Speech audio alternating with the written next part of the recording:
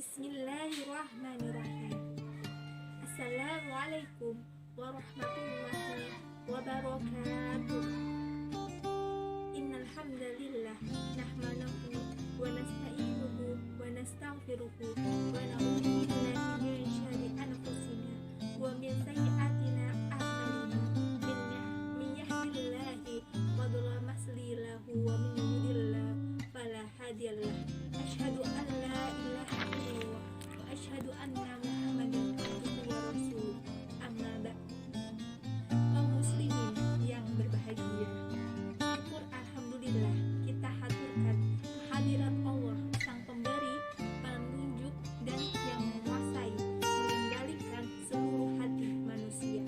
Puji syukur kita haturkan kepada Allah Subhanahu wa taala karena rahmatnya dan hidayahnya kita bisa merasakan nikmatnya ibadah dan ketaatan kepadanya. Kaum muslimin rahimakumullah, seperti yang kita sadari bersama, umumnya manusia sangat sulit untuk melakukan ibadah kepada Allah. Umumnya manusia sangat malas untuk diajak melakukan ketaatan kepada Allah. Mengapa demikian? Nah, kita semua akan memiliki jawaban yang sama, karena manusia dibekali dengan hawa nafsu. Hanya saja manusia berbeda-beda, tidak ada yang hawa nafsunya lebih mendominasi dirinya, sehingga dia bergelimang dengan kemaksiatan, namun dia tidak merasa bersalah. Ada yang salah, ada yang hati nuraninya lebih mendominasinya, sehingga dia menjadi hamba yang taat.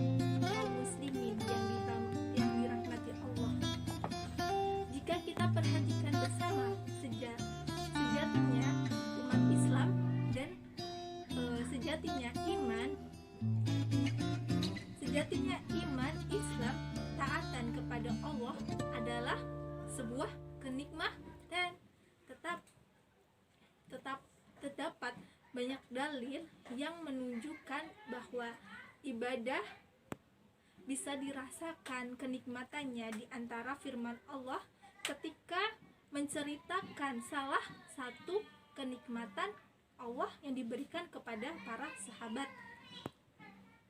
Quran Surat Al-Hujurat ayat 7. Ketahuilah olehmu bahwa di kalanganmu ada Rasulullah. Kalau ia memenuhi kemauanmu, kalian dalam beberapa urusan benar-benarlah kalian mendapat kesusahan, tetapi Allah menjadikan kalian cinta keimanan dan menjadikan keimanan yang indah di dalam hati kalian.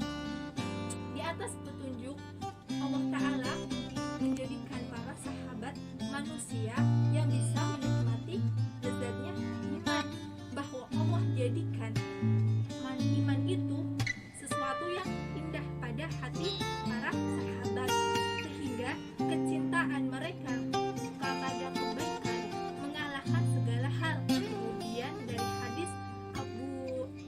hadis Abbas bin Abdul Muthalib radhiyallahu an, Rasulullah sallallahu alaihi wasallam bersabda, akan merasakan nikmatnya iman orang yang ridho Allah menjadi Rabbnya, Islam menjadi agamanya, dan Muhammad sallallahu alaihi wasallam sebagai rasulnya. Hadis riwayat Muslim, Tirmidzi dan lainnya. Dalam hadis di atas, Rasulullah sallallahu alaihi wasallam menyebutkan 3 kriteria. Yang pertama, orang mentauhidkan Allah dengan sepenuhnya sebagai bukti dia ridho Allah sebagai Rabbnya. Yang kedua, dia menjalankan syariat Islam sebagai aturan hidupnya, sebagai bukti di antara ridho Islam sebagai agamanya. Dan yang ketiga, dia mengakui petunjuk Rasulullah SAW dalam hidupnya.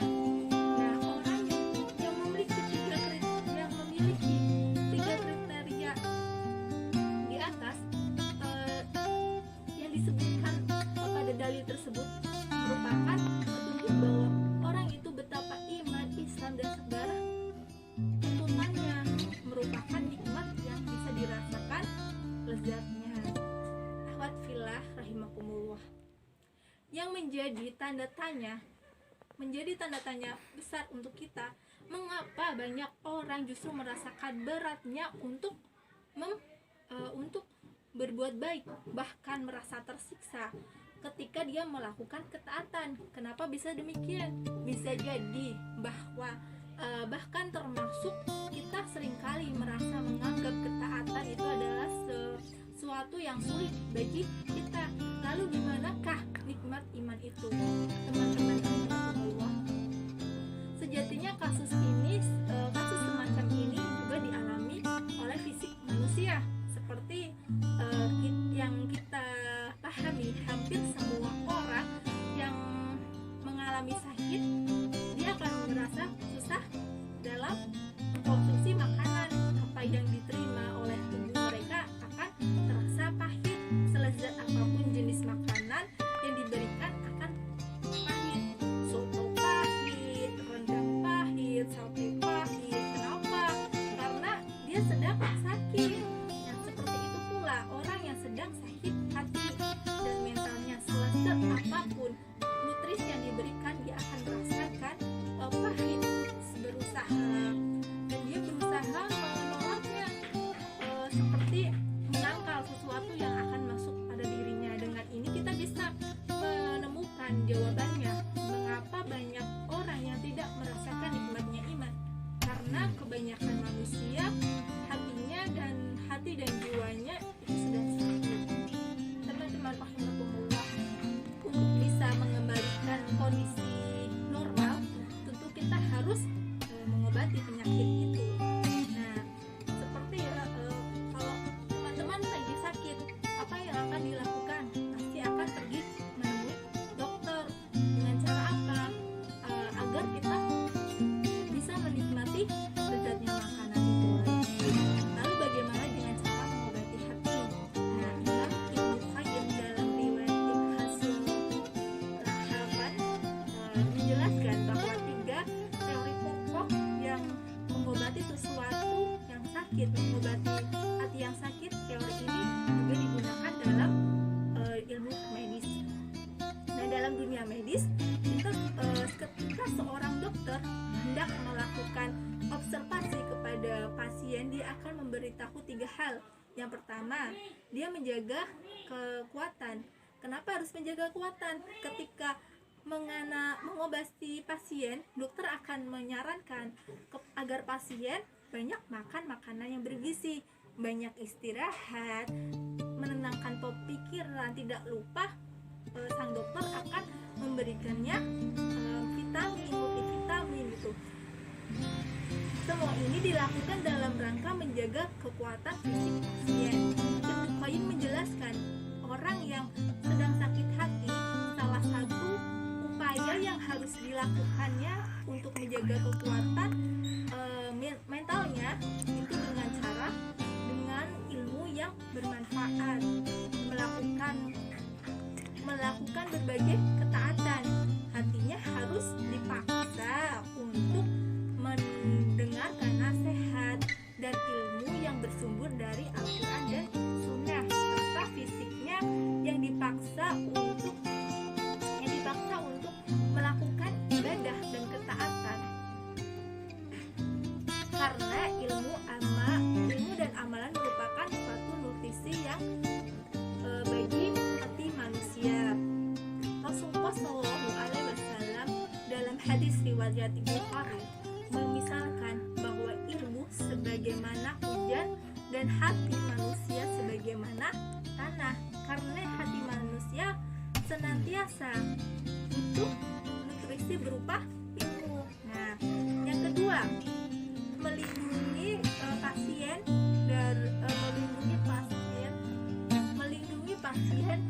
munculnya penyakit baru atau sesuatu yang memperparah sakitnya.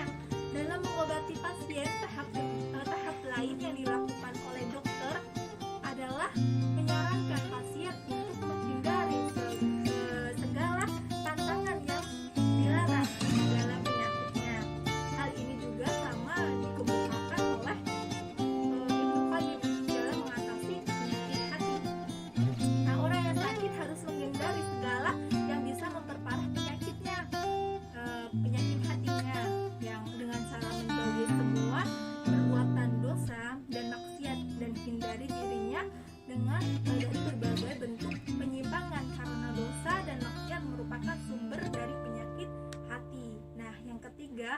menghilangkan penyakit hati adalah yang ada di dalam dirinya. Nah, tahapan terakhir ini setelah dokter menyampaikan jenis penyakit yang diderita oleh pasien, dokter akan memberikan obat untuk menyerang penyakit itu sendiri. Dokter akan memberikan obat untuk memberikan antibiotik kepada pasien sesuai dengan dosisnya. Obat lain yang digunakan untuk menyerang berbagai penyakit yang ada di yang bersebut pada pasiennya. Dan pada bagian ini terakhir ini keterangan untuk membahas ini, untuk Payung juga menjelaskan bahwa cara untuk menghilangkan penyakit dan merusak hati adalah dengan banyak bertaubat dan beristighfar, memohon ampunan kepada Allah. Jika kesalahan itu harus ditutupi dengan membayar kafaroh, maka setiap diwajibkan untuk membayar. Jika terkait dengan hak orang, maka siap-siap untuk meminta maaf kepada orang lain, karena sejatinya hak dari seseorang itu adalah bila kita mempunyai kesalahan, maka kita harus meminta maaf, karena itu adalah hak dari orang lain. Shallallahu alaihi wasallam menggambarkan orang yang bertaubat dari perbuatan dosa seperti orang yang tidak melakukan dosa. Hadis riwayat Ibnu Majah. Karena dengan taubat berarti dia menghilangkan penyakit hati berupa dosa yang ada pada dirinya. Nah, obat yang diberikan seorang dokter itu akan berbeda-beda sesuai dengan jenis penyakit yang diderita oleh pasiennya. Dokter akan memberikan penanganan lebih ketika sakit yang diderita pasien itu cukup parah, bahkan sampai harus dilarikan ke ICU atau bahkan menginap di ICU dengan rentang waktu yang berbeda-beda, atau bahkan pemberian obat tanpa ada batasan waktu, termasuk dengan treatment ataupun operasi amputasi yang harus dihadapi oleh pasien tersebut. Nah, sama halnya dengan mereka yang sakit hati, jika penyakit yang dideritanya sangat parah karena pelanggaran yang dilakukannya adalah dosa besar, syariat akan memberikannya treatment berupa pada taraf hukum had. Nah, contoh-contoh hukum had itu seperti cambuk, potong tangan, pengasingan, kisos, denda, bahkan hingga dirajam, sehingga kita tidak dapat membenarkan untuk menuduh dokter bahwa dokter itu kejam, karena beliau melakukan bedah plastik, melakukan bedah operasi pada pasien yang bahkan amputasi. Nah, kita juga sangat tidak dibenarkan mengatakan bahwa Islam itu kejam karena memberikan hukuman kematian. Wallahu a'lam.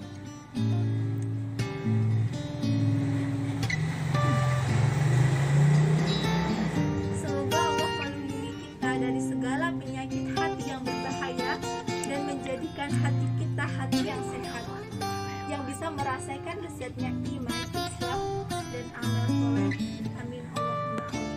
Dengan berakhirnya untuk agama yang dapat saya sampaikan pada kesempatan ini, semoga dapat bermanfaat bagi kita semua, semoga kita dapat mengaplikasikannya dalam kehidupan kita sehari-hari.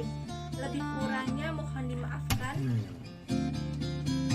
Yang benar datangnya dari Allah Subhanahu wa Ta'ala yang maha benar, dan yang salah, hilaf ataupun keliru datangnya dari saya pribadi.